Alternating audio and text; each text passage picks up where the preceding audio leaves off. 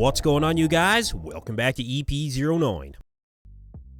Alright, we're going to start this one off with an update from Charles Griffen, and all I can say to start is holy Charles has maintained probably the most impressive level of conditioning I've seen from any Olympia competitor from 2023. But honestly, he was probably the most conditioned athlete, period, in 2023.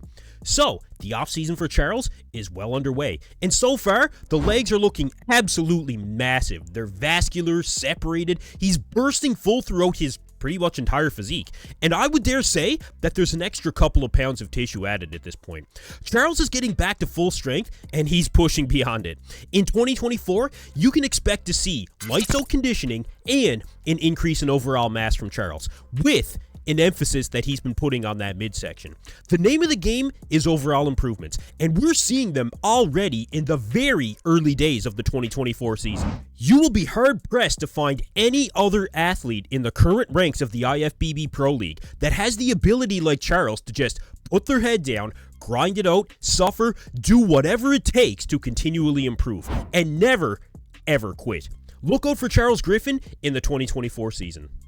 Alright, next up, we have an update here from Samson Dauda at 6 weeks out of his first title defense as the reigning champion of the Arnold Classic Ohio. So this is actually the first update where I think we're seeing substantial improvement from Samson in terms of conditioning, really thus far in this prep. The updates until now really have been, I guess, just more or less par for the course. But at this point, you're starting to see that deep separation in the quads and the feathering in both the teardrops and in the outer quads there. The separation in the back, you know, the lower back definition especially is coming in. So, Samson is definitely ramping things up here. And up until this point, I was really thinking that maybe the multiple shows that he did in 2023 were starting to catch up to him. He did like 4 shows altogether, 2 of which were shortly after the 2023 Olympia and within the last 2 months. I didn't think we were really seeing him dialed in as of yet, and we did talk about this on the latest episode of the Bodybuilding Breakdown. I'll put the link right here for you guys to check that out. But this latest update, I think, is leaving me a bit more optimistic that he can show up at his best. So, you guys let me know if you think Samson, even at his best, with an absolutely stacked Arnold lineup, can Samson successfully defend his Arnold Classic title? You guys let me know below.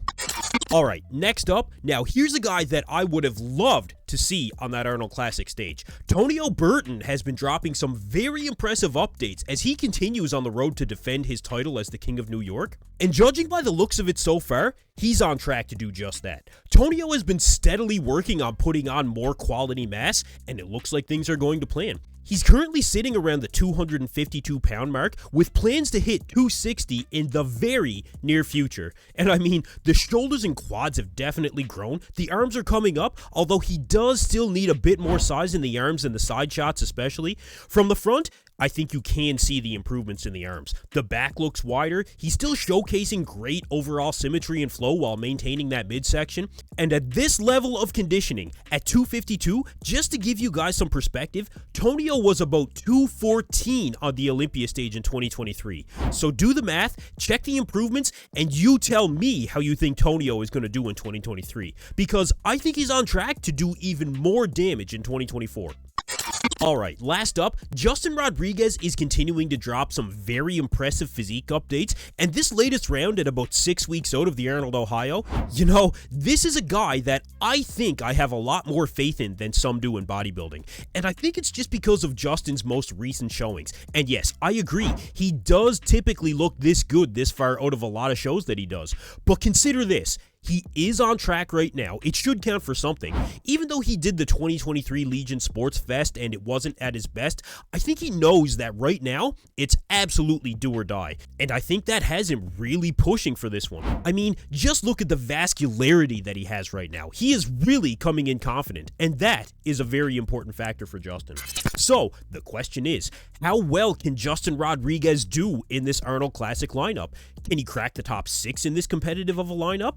I feel like a lot of you have Justin closer to the top 10 at this point. But you know, if some of these guys come in off and Justin is at his best, he might be able to sneak past some guys. I mean, I think he's got a shot against, honestly, guys like James Hollingshead, Akeem Williams, Antoine Vaillant, John De La Rosa, Mohamed Shaban. So just defeating those names would give him him a top 6 finish. So again, you guys let me know what you think in the comments below, and we'll keep following Justin's progress into the show. Anyway, that's it for me in this video, you guys. Thank you for tuning into EP09. Be sure to like and subscribe.